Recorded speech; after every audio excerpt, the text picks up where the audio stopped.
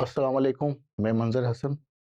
Welcome study point online classes. ये मेरी 5th class है and today we are going to discuss about international organisations, है ना। सबसे इंपॉर्टेंट हम जो ऑर्गेनाइजेशंस को पढ़ेंगे वो है UNO, United Nation Organisation. UNO form क्यों हुआ, पर्पस क्या था बनाने का इसका। यूनाइटेड नेशंस बनाने के पीछे वर्ल्ड की जितने इंपॉर्टेंट कंट्रीज थे उनका क्या एक मोटिव, क्या एक एम था, इस पर हम डिस्कस करेंगे। After the second world war there are lot of peoples, कह सकते हैं कि बहुत सारे लोगों का डेथ हो जाता है। वापस वर्ल्ड में दोबारा वॉर ना हो, इसके लिए पीस और सिक्योरिटी को मेंटेन करने के लिए, इंटरनेशनल पीस एंड सिक्योरिटी को मेंटेन करने के लिए 1944 में 4 कंट्री की मीटिंग होती है वॉशिंगटन डीसी में। इन 1944 the UK, US, China and France met in Washington and agreed a blueprint of world organizations as UNO। तो 1944 में जो ब्लूप्रिंट होता है उसको हम बोलते हैं कि यूएनओ फॉर्म होगा। 4 कंट्री कौन कौन थे? UK, US, China and France. इन चारों कंट्री की मीटिंग के बाद फॉर्म होता है United Nation Organisation. Then the name United Nations was given by US President Franklin D. Roosevelt। Franklin D Roosevelt ने एक वर्ड क्वाइन किया यूनाइटेड नेशन, और फाइनली ये डिक्लेयर हुआ 24 अक्टूबर 1945। 24 अक्टूबर में वर्ल्ड के कह सकते हैं कि वर्ल्ड में एक ऐसा ऑर्गेनाइजेशन बना जो काम करेगा पीस और सिक्योरिटी के ऊपर में। और इनका मोटिव ये था कि अब वर्ल्ड में कोई भी कंट्री कहीं भी अपना कॉलोनी सेटअप नहीं करेगा।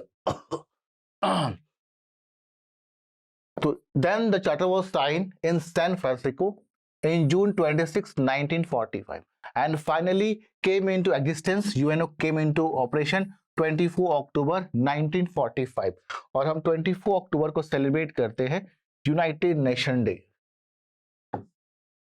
UN day. 24 October we are going to celebrate United Nations day. हम यूएन डे मनाते हैं हर एवरी 24 अक्टूबर को। अब ये सबसे इंपॉर्टेंट है, इसका हेडक्वार्टर न्यूयॉर्क इसका हेडक्वार्टर है। और उसके बाद इसके ऑफिशियल लैंग्वेज को डिक्लेयर किया गया Arabic, Chinese, English, French, Spanish and Russian. तो याद रखिएगा यूएनओ के 6 ऑफिशियल लैंग्वेजेस है। यूएनओ का 6 ऑफिशियल लैंग्वेजेस है। क्वेश्चंस कभी कभी आता है कि which of the 2 following language is the Asian language is the official language of UNO. तो 2 इंपॉर्टेंट याद रखिएगा, अरबिक और चाइनीज। ये 2 एक ऐसे एशियन लैंग्वेज है जो यूएनओ के ऑफिशियल लैंग्वेज है, अक्सर पेपर में आता है। फिर आपको याद रखना है English, French, Spanish and Russian. अब ये सबसे इंपॉर्टेंट बात करते हैं इसके मेंबर्स कंट्रीज की। कौन कौन से इसके मेंबर कंट्री हैं? याद देखिए it has 193 members country and जो लेटेस्ट मेंबर बना है वो है साउथ सुडान। साउथ सुडान जो है वो लेटेस्ट कंट्री मेंबर्स बना है, वो इंक्लूड हुआ है वर्ल्ड के मैप में एंड अफ्रीका का 54th नेशन बना है। 54th nation of Africa continent. Africa continent का 54th नेशन बना है जो वर्ल्ड मैप में 14 जुलाई 2011 को वर्ल्ड का एक नया कंट्री बना साउथ सुडान। और इस साउथ सुडान को फाइनली ऐड कर लिया जाता है यूनाइटेड नेशंस के मेंबरशिप के अंदर। तो recently we have 193 members. Next important latest member is South Sudan and then secretary general. अभी जो सेक्रेटरी जनरल है वो कौन है? Antonio Guterres. याद रखिएगा ही was belong to Portugal. But इससे पहले जो थे वो थे कोफी अन्नान, जिनका टर्म्स लगभग 2 इयर्स 10 इयर्स रहा, 2 बार टर्म रहा। और उससे जो पहले थे वो थे घाना के प्रेसिडेंट एंटोनियो गुटेरेस और बान की मून, और घाना के थे। नेक्स्ट इंपॉर्टेंट है इसके ऑर्गन्स, जैसे यूएन काम किसके ऊपर करता है, इसके ऑर्गन्स की बात हम करें तो 6 प्रिंसिपल ऑर्गन्स की बात कर दी गई है। सबसे इंपॉर्टेंट ऑर्गन जो है इसका वो है United Nation General assembly. It consist 193 members. इसको वर्ल्ड पार्लियामेंट भी कहते हैं। और जितने भी मेंबर्स हैं each have one vote right, सारे मेंबर्स को एक वोट राइट। तो it comprise 193 members and each have one vote right. और क्वेश्चन आगे आ गया कि which of the following organisation is called world parliament. तो वर्ल्ड पार्लियामेंट से इंडिकेट होता है जनरल असेंबली। क्या देखिएगा, इसमें डिबेट्स होगा, इसमें किसी भी कंट्रीज के बीच में जो प्रॉब्लम्स है, इंटरनेशनल ह्यूमन राइट्स की बात की जाती है, डिसआर्मामेंट की बात की जाती है, इंटरनेशनल लॉ की बात की जाती है, पीसफुल एंड डिस्प्यूट्स की बात की जाती है अमॉन्ग द नेशंस, उसको सॉल्व करने के लिए इसमें मीटिंग बैठता है। फॉर एग्जांपल, जहां जिस कंट्री में ह्यूमन राइट की वॉल्यूशंस होगी तो सबसे पहले आवाज उठाई जाएगी यूनाइटेड नेशन जनरल असेंबली में। डिसआर्मामेंट, अगर कोई कंट्री ज्यादा हथियारें बना रहा है, ज्यादा आर्म्स न्यूक्लियर वेपन्स बना रहा है, उस पर भी इस पर आवाज उठाई जाएगी। इंटरनेशनल लॉ की बात की जाएगी। तो मोटा मोटी कहा जाए कि इनका ये जो पर्पस है वो क्या है, पीसफुल, मतलब वर्ल्ड में दोबारा ऐसा कंडीशन ना बने कि वॉर हो स्टार्ट हो जाए। तो इसमें याद रखिएगा पीसफुल इनका एक मोटिव होता है। सेकंड इंपॉर्टेंट है, इसमें एक सबसे इंपॉर्टेंट चीज ये चलता है कि अपना इनका बजट होता है, अपना एक बजट बनता है। और याद रखिएगा सबसे ज्यादा जो कंट्रीब्यूशन इनके बजट में होता है वो करता है यूनाइटेड नेशंस। यूएस जो है सबसे ज्यादा कंट्रीब्यूट करता है इनके बजट में। अब इनका सेशन चलता है साल में, याद रखिएगा इनका सेशन सितंबर टू दिसंबर है, जिसको बोलते हैं a regular meeting in annually 1 year. अगर कोई कह सकते हैं कि स्पेशल सेशन कब बनाना पड़ता है, कुछ इमरजेंसी स्पेशल सेशन होता है कि कोई वर्ल्ड में ऐसा कोई प्रॉब्लम आ गया, पेंडेमिक है, कुछ वॉर ऐसा कंडीशन बन गया, तो सडनली यूनाइटेड नेशंस सडनली अपना एक मीटिंग रखता है जो विद इन 24 आवर्स के अंदर उस मीटिंग को प्रेजेंट कर दिया जाएगा। 24 आवर्स के अंदर इसको बोलते हैं emergency special session bye general assembly. और याद रखिएगा जितने भी मेंबर्स होते हैं जनरल असेंबली के वो अपॉइंट करते हैं सिक्योरिटी काउंसिल के जो 10 नॉन परमानेंट मेंबर्स है उनको कौन इलेक्ट करता है, जनरल असेंबली। और जितने भी इसमें जजेस होंगे उन जजेस को अपॉइंटमेंट भी कौन करता है, जनरल असेंबलीज। तो कम से कह सकते हैं कि ये पूरा जनरल असेंबलीज जो है जस्ट लाइक एक पार्लियामेंट के जैसा वर्क करता है। एंड तो क्वेश्चन में पूछेगा कि जनरल असेंबली में कितने मेंबर्स है, it consist 193 members and each have one vote right. ये इसका बड़ा इंपॉर्टेंट ऑर्गन्स रहा। इनका हेडक्वार्टर कहां पर है, इनका हेडक्वार्टर है न्यूयॉर्क। क्या देखिएगा यूएनओ का भी हेडक्वार्टर न्यूयॉर्क है, लेकिन जितने भी ऑर्गन्स है सब में 6 ऑर्गन्स में से 5 ऑर्गन्स का हेडक्वार्टर न्यूयॉर्क है, लेकिन एक ऐसा ऑर्गन्स है इंटरनेशनल कोर्ट ऑफ जस्टिस, उसका हेडक्वार्टर हेग नीदरलैंड में। आइए नेक्स्ट इंपॉर्टेंट जो काउंसिल है वो है United Nation Security Council. United Nation Security Councils में it consist 15 members, 5 are permanent and 10 are non permanent members. जो परमानेंट 5 मेंबर्स है याद रखिएगा US, UK, Russia, France and China. तो मैंने आपको बताया था कि 1944 में जो पहले मीटिंग हुई थी 4 कंट्रीज के बीच में, यूके, यूएस, चाइना और फ्रांस, तो इनके फाउंडिंग मेंबर्स हैं, इनमें फाउंडिंग मेंबर्स है। इसमें आप रशिया को इंक्लूड कर दीजिएगा तो ये 5 क्या बन जाएंगे, परमानेंट मेंबर्स बन जाएंगे। तो याद रखिएगा इस 5 परमानेंट मेंबर्स को आपको बिल्कुल याद रखना है, US, UK, Russia, France and China. These are the 5 permanent members of United Nations and the 10 members they are elected for 2 years by General Assembly। याद रखिएगा अभी इंडिया जो है इस नॉन 10 परमानेंट मेंबर्स में से इनका टर्म्स खत्म हुआ। इंडिया का टर्म स्टार्ट हुआ था 1 जनवरी 2021 में और कंप्लीट हुआ है टर्म्स 1 जनवरी 2023 में। तो मान के चलिए कि अभी जो है इंडिया का टर्म्स खत्म हुआ 1 जनवरी 2023 में, मींस इस 10 मेंबर्स जो 2 साल के लिए इलेक्ट किए जाते हैं by the general assembly, Bharat अभी इसका मेंबरशिप था। तो क्वेश्चन आता है कि भारत कितनी बार बन चुका है non permanent members United Nations security councils का, तो 7 टाइम्स भारत बन चुका है। कितने टाइम्स बन चुका है भारत, 7 टाइम्स। बड़ा इंपॉर्टेंट क्वेश्चन है, अगर पेपर में आ गया कि भारत कितनी बार बन चुका है 7 टाइम्स भारत जो है यूनाइटेड नेशन सिक्योरिटी काउंसिल का मेंबर बन चुका है। अब आई सबसे इंपॉर्टेंट चीज है, अब इनके पास जो मेंबर्स परमानेंट मेंबर्स है, इनके पास एक होता है वीटो पावर्स। अब बच्चे कंफ्यूज है, सर ये वीटो पावर क्या होता है? वीटो पावर, क्या देखिएगा, वीटो पावर्स में हम कह सकते हैं कोई भी अगर बिल जनरल असेंबली में कोई बात है या कोई बिल को पास करते हैं तो उसमें सबसे पहले 5 मेंबर्स की सहमति बहुत जरूरी है। उसमें से एक मेंबर कहे कि नहीं हम इस बात को नहीं मानते हैं, तो याद रखिएगा वो अपने वीटो पावर को यूज करता है। तो जब तक भी 5 मेंबर्स उस बात पे कंफर्मेशन ना दे दे तो जनरल असेंबली से वो बिल पास होने के बाद भी वो बिल जो है वो चीजों को इंप्लीमेंट नहीं किया जा सकता है। तो सबसे ज्यादा जो वीटो पावर को यूज करने वाला कंट्री है वो है यूएस। क्वेश्चन अगर आ गया कि किस कंट्री ने सबसे ज्यादा वीटो पावर को यूज कर रखा है, वो है यूएस। अगर वो अपना वीटो पावर कह सकते हैं कि 5 मेंबर में से कोई भी कंट्री अपना वीटो पावर को खींच लेगा तो यूएन बॉडी धड़ल्ले से गिर जाएगा, इसलिए बड़ा इंपॉर्टेंट है वीटो पावर।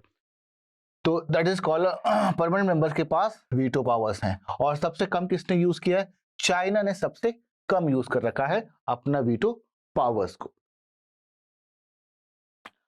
ठीक है, तो all the members have 1 vote and permanent members have a veto power. जितने भी परमानेंट मेंबर्स हैं उनके पास अपना वीटो पावर है।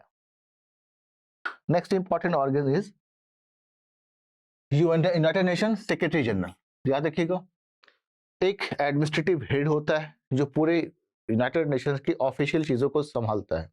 उनके एम्प्लॉयज, उनके स्टाफ कौन होंगे, कह सकते हैं एक तरह से एडमिनिस्ट्रेटिव ब्रांचेस होगा, इसका एडमिनिस्ट्रेटिव कंट्रोल जो होगा वो कौन करता है? United nation secretary general. तो याद रखिएगा यूनाइटेड नेशन सेक्रेटरी जनरल जो है ये अभी कौन है? एंटोनियो गुटेरेस है ना, एंटोनियो गुटेरेस। मैंने अभी बताया कि इससे पहले कौन थे? इनसे पहले थे बान की मून। बान की मून इनका सेकेंड टर्म रहा। इनसे पहले थे घाना के थे, और बान की मून याद रखिएगा, बान की मून का सेकेंड टर्म्स याद रहा। और इसके पहले थे कोफी अन्नान। कोफी अन्नान जो घाना के थे, घाना अफ्रीका कंट्री है जिनके रिसेंटली 2 साल पहले इनकी डेथ हुई है, तो न्यूज में इसलिए क्वेश्चन पूछ सकता है। तो एंटोनियो गुटेरेस थे, बान की मून, बाकी उससे पहले कौन थे? Kofi Annan. बट आपको रिसेंटली याद रखना कि अभी कौन है? तो एंटोनियो गुटेरेस जो है अभी जो पोर्टुगीज के हैं ये सेक्रेटरी जनरल है यूनाइटेड नेशंस के। और इसमें सिलेक्शन प्रोसेस क्या है? Secretary general is appointed by the United Nation General assembly. Question आता है पेपर में कि जो सेक्रेटरी जनरल है उनको अपॉइंटमेंट कौन करेगा? तो याद रखिएगा जो पहला ऑर्गन है जनरल असेंबली, जनरल असेंबली जो है अपॉइंट करेगा। United Nation General assembly appointed the secretary general. और उसके बाद याद रखिएगा 5 परमानेंट मेंबर्स और 50 नेशन जो है इनका जो वोट होगा वो बहुत पावरफुल होता है in the process of selection of general assembly. ठीक है, तो अगर इसमें से कोई एक कैंडिडेट भी अपना वीटो पावर लगाएगा तो जनरल सेक्रेटरी को हटाया जा सकता है। क्वेश्चन पूछा है पेपर में कि यूनाइटेड नेशन के जनरल असेंबली को हम कैसे हटा सकते हैं? याद रखिएगा सिर्फ 5 मेंबर में से किसी एक ने अगर वीटो पावर को यूज कर लिया तो जनरल असेंबली को हम एलिमिनेट कर सकते हैं, उनके कैंडिडेट से, है ना, उनको हटा सकते हैं। तो इसलिए याद रखिएगा अपॉइंटमेंट करेगा यूनाइटेड नेशन, लेकिन इस 5 जो परमानेंट मेंबर्स हैं उनका स्ट्रॉन्ग वोट कहा गया है। कैसे कह सकते हैं कि उनका स्ट्रॉन्ग वोट्स है जनरल असेंबली सेक्रेटरी जनरल को अपॉइंटमेंट करने का। ओके, अब आइए नेक्स्ट कह सकते हैं कि यूनाइटेड नेशन सेक्रेटरी जनरल जो है चीफ एडमिनिस्ट्रेटिव ऑफिसर्स होते हैं। मैंने अभी कहा कि जितने भी एडमिनिस्ट्रेटिव सिस्टम को जो देखता है वो कौन देखेगा? Secretary general. तो ये कौन होता है? ये चीफ एडमिनिस्ट्रेटिव ऑफिसर्स होते हैं जो कंट्रोल करता है पूरे चीजों को, है ना, बिल। तो कह सकते हैं जो स्टाफिंग है सब कुछ चीजों को देखता है, प्रॉपर वे में स्टाफिंग करना, प्रॉपर वे में जितने भी मैनेजमेंट को देखना, वो कौन करता है? United Nation General assembly. और इसका भी हेडक्वार्टर कहाँ पे है? इसका भी हेडक्वार्टर न्यूयॉर्क में है। नेक्स्ट इंपॉर्टेंट ऑर्गन हमारा है वो है इकोनॉमिक एंड सोशल काउंसिल। ठीक है, याद रखिएगा ये बात करता है सस्टेनेबल डेवलपमेंट की बात करता है, ये बात करता है सस्टेनेबल डेवलपमेंट की बात करता है। और बात करता है कि सोसाइटी में जहाँ पे पॉवर्टी है, एक्सट्रीम पॉवर्टी है, सोशल और इकोनॉमिकल इश्यूज हैं, वहां पे ये ज्यादा काम करता है। तो अफ्रीकन कंट्रीज के अंदर में जितने भी गरीब नेशंस है वहां पे food supply, medicine supply, economical issues को देखना, वर्ल्ड में जो अंडर डेवलप्ड नेशंस है उनके प्रॉब्लम्स को देखना। तो यूनाइटेड नेशंस का बड़ा इंपॉर्टेंट ऑर्गन है ये, जो काम करता है, गाइड्स द सस्टेनेबल डेवलपमेंट। अब ये वर्ड्स आता है सस्टेनेबल, बड़ा इंपॉर्टेंट वर्ड है, अक्सर पेपर में आता है कि word mean by sustainable. Sustainable का मतलब ये होता है कि हम डेवलप तो करें लेकिन रिसोर्स को इतना यूज करें कि कमिंग जनरेशन, जो जनरेशन आने वाला है, वो भी इस रिसोर्स को यूज करके डेवलप कर जाए। ये नहीं कि हम सारे एग्जॉस्ट रिसोर्स को हम एग्जॉस्ट कर लें और पता चला कि हम तो डेवलप हो गए लेकिन जनरेशन जो आ रहा है वो सेक्रीफाइस करना स्टार्ट कर दे। तो इस पे भी काम करते हैं। तो this organs that guideline the sustainable development policies, coordinate activities in several United Nations and organizations working and development and the social and economical issues, इसको याद रखिएगा। अब आइए, इसके 54 मेंबर्स है, याद रखिएगा। इकोनॉमिक एंड सोशल काउंसिल के कितने मेंबर्स हैं? 54 इसके 54 मेंबर्स हैं and they elect for 3 years terms. अब मैं बता दूं कि इंडिया का भी टर्म स्टार्ट हुआ सेम डेट को, 1 Jan 2021 को टर्म स्टार्ट हुआ था। अब ये खत्म होगा 1 Jan 2024 में। भारत का 1 साल और मेंबरशिप है यूनाइटेड नेशन सोशल काउंसिल के अंदर में। जैसे मैंने आपको पहले बताया था कि नॉन परमानेंट मेंबर्स जो 10 होंगे उसमें भारत का टर्म्स अभी खत्म हुआ, इस जनवरी में 2023 में खत्म हुआ। ये करंट अफेयर्स का भी क्वेश्चन है। और अभी जो भारत का टर्म्स है वो खत्म होगा 1 जनवरी 2024 में। तो ये डेट याद रखिएगा, क्वेश्चन पूछ सकता है पेपर में, कोई भी एग्जामिनेशन में, कॉम्पिटिटिव एग्जाम में, कि 1 Jan 2021 में भारत 2 ऑर्गन्स के मेंबर्स रहा। एक रहा यूनाइटेड नेशन के सिक्योरिटी काउंसिल्स के नॉन परमानेंट मेंबर्स में जो थे, और दूसरा United nation economic and social council में, जिसमें टर्म्स 3 years टर्म इसका रहा है। अब who elect the members of social council, याद रखिएगा, for the nation to be elected by 3 years term.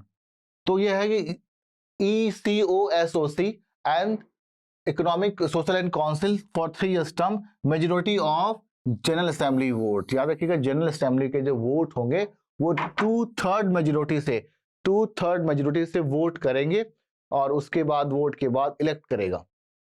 तो United Nation General assembly they elect the United Nations economic and social councils. कितने members है इसके? 54 मेंबर्स हैं। और कौन elect करता है? United Nation General assembly. इसका हेडक्वार्टर कहां पर है? न्यूयॉर्क। इसका हेडक्वार्टर कहां पर है? न्यूयॉर्क में है।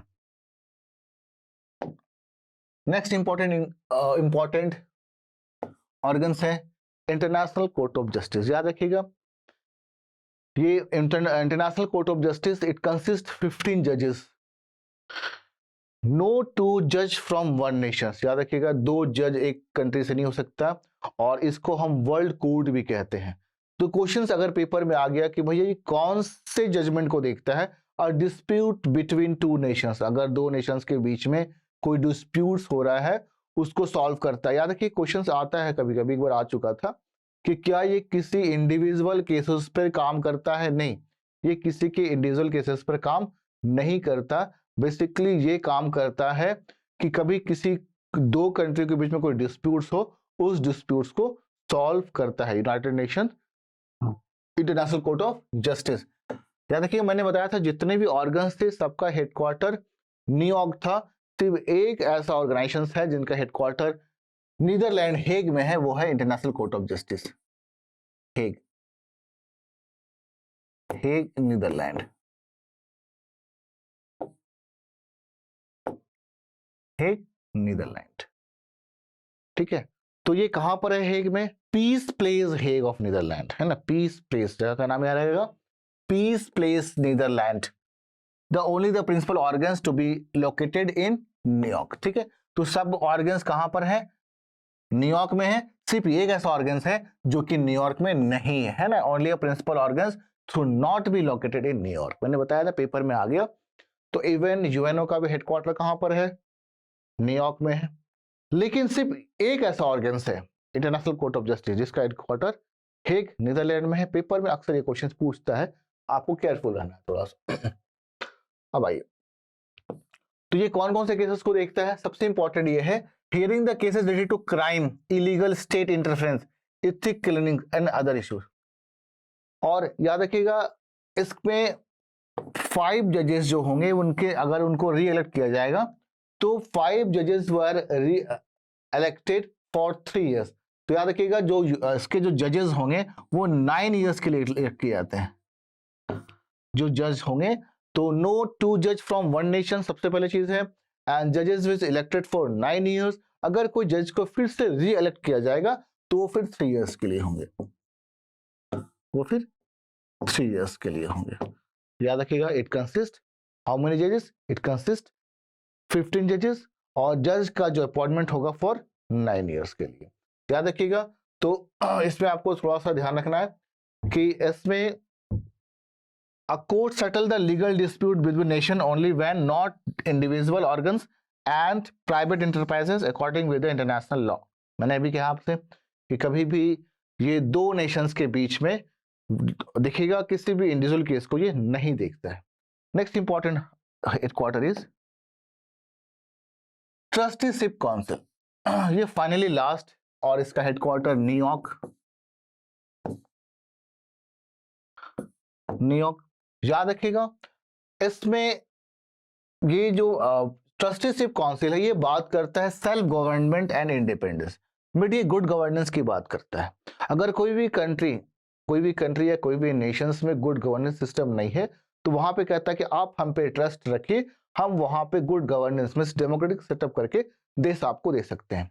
फॉर एग्जाम्पल अफगानिस्तान हो गया, इराक हो गया, लीबिया हो गया, गद्दाफी के रूल को खत्म करके इसने वहां पर ट्रस्टीशिप काउंसिल को सेटअप किया गया। तो ये बात कहता है कि to prepare the territory for self and independence, ये टेरिटरी को प्रिपेयर करता है सेल्फ गवर्नमेंट और इंडिपेंडेंस के लिए।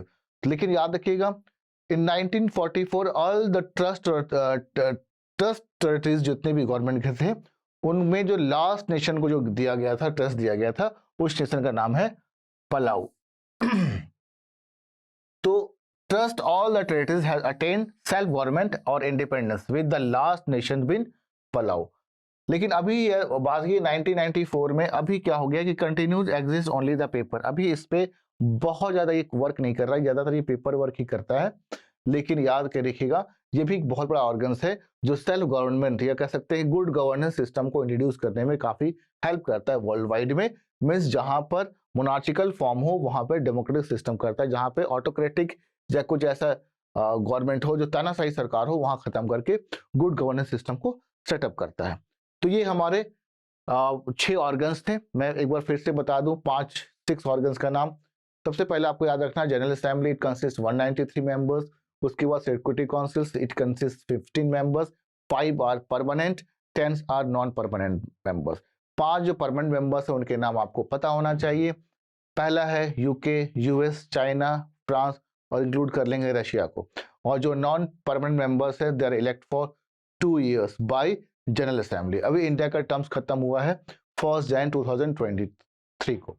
उसके बाद नेक्स्ट ऑर्गन्स हमारा है सोशल एंड ट्रस्टीशिप काउंसिल है, जनरल सिक्योरिटी काउंसिल्स है, सोशल एंड इकोनॉमिक काउंसिल्स है। ये सारे काउंसिल्स को एक बार आप अच्छे से समझ लीजिएगा, इंशाल्लाह सब क्वेश्चंस आपको यहाँ से मिलने लगेंगे, बनने लगेंगे। आई होप आपको समझ में आ गया होगा। बने रहिए, हम आगे स्टेप बाय स्टेप सारे जितने भी इंटरनेशनल ऑर्गेनाइजेशंस हैं, नाटो हो गया, IMF हो गया, WTO हो गया, कॉमनवेल्थ हो गया, IAEA इंटरनेशनल एटॉमिक एनर्जी हो गया, जितने भी इंपॉर्टेंट इंटरनेशनल ऑर्गेनाइजेशंस हैं एक एक करके सबको हम डिस्क्लोज करेंगे। और अभी G20 का मीटिंग होने वाला है भारत में, तो इससे रिलेटेड क्वेश्चंस बहुत एग्जाम में पूछे जाएंगे। हम इस पे भी नेक्स्ट क्लासेस में आपको इसमें चीजें अब टॉपिक वाइज डिस्कस करेंगे। अस्सलाम वालेकुम, थैंक यू।